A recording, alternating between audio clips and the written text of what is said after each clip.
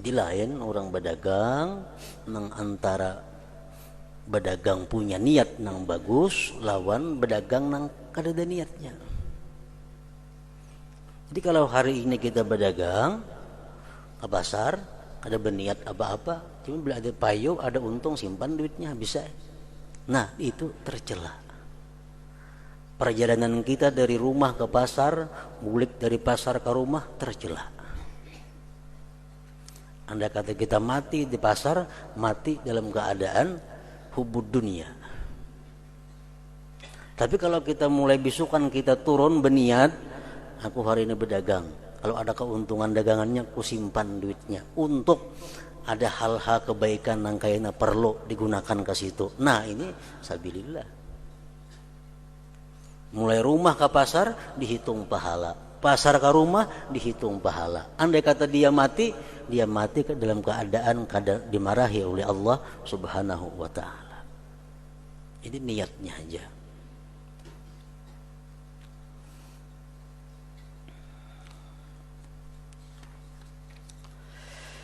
Karena ia menghadap kepada dunia.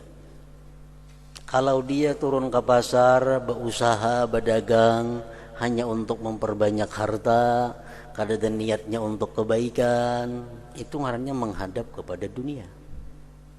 Yang mencintainya dunia itu merupakan pangkal seluruh kesalahan, ibu dari segala dosa, ra'su kulli khati'ah, induk segala kejahatan. Itu nang halal, dagangannya halal, modalnya halal, jual belinya sah. Amun nang kada sah, kada halal, maginnya lagi. Jika bersama itu ia seorang yang zalim, jual belinya kada biri, sumbunguli orang pulang, lagi khianat, maka itu kezaliman dan kefasikan. Kira-kira jarang orang berusaha untuk hanya sekadar memberi makan anak bininya, itu jarang. Aku hari ini ke pasar berdagang atau mencari kayu atau berusaha apa, nang hasilnya itu untuk memberi makan anak bini. Kalau aku kada berusaha hari ini, anak biniku kada kau makan, aku minta-minta hari ini. Jarang ada macam itu mungkin manusia, karena pasti ada bisi duit tabungan sekian ribu duitnya ada. Nah jadi setiap kali turun untuk berusaha, anaknya diniatkan, duitnya disimpan, persediaan kalau ada untuk hal-hal kebaikan yang mendesak, ada duit yang dikeluarkan. Nah itu maka niatnya berusaha.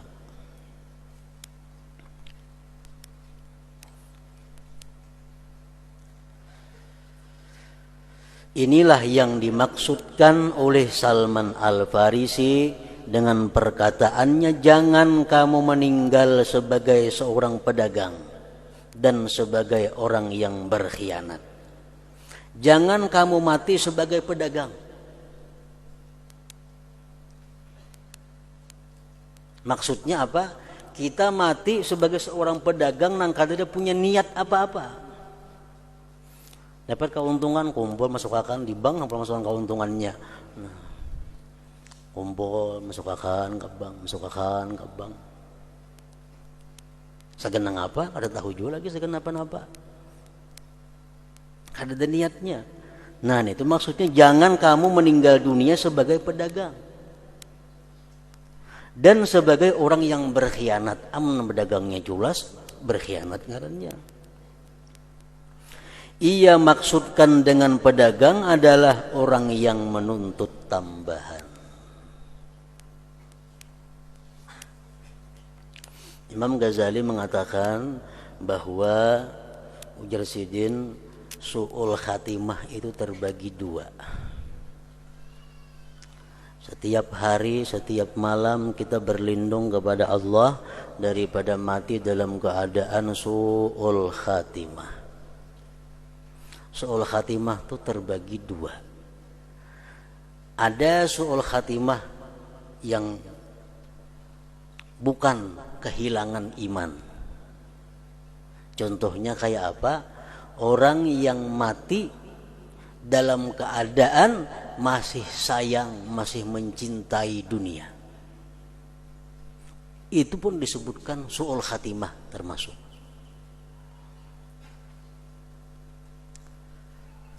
Su'ul khatimah yang kedua yang lebih berat adalah orang yang mati sebelum mati imannya lebih dahulu hilang daripada hatinya. Itu lebih berat lagi. Husnul khatimah itu artinya orang yang mati dalam keadaan dirinya ridha meninggalkan dunia, menghadap Allah Subhanahu wa taala dengan membawa iman. Itu husnul khatimah.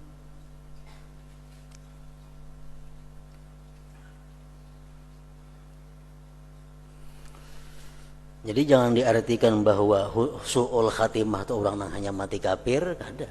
Su'ul khatimah itu orang yang mati parahatan mengurus dunia, mati itu su'ul khatimah.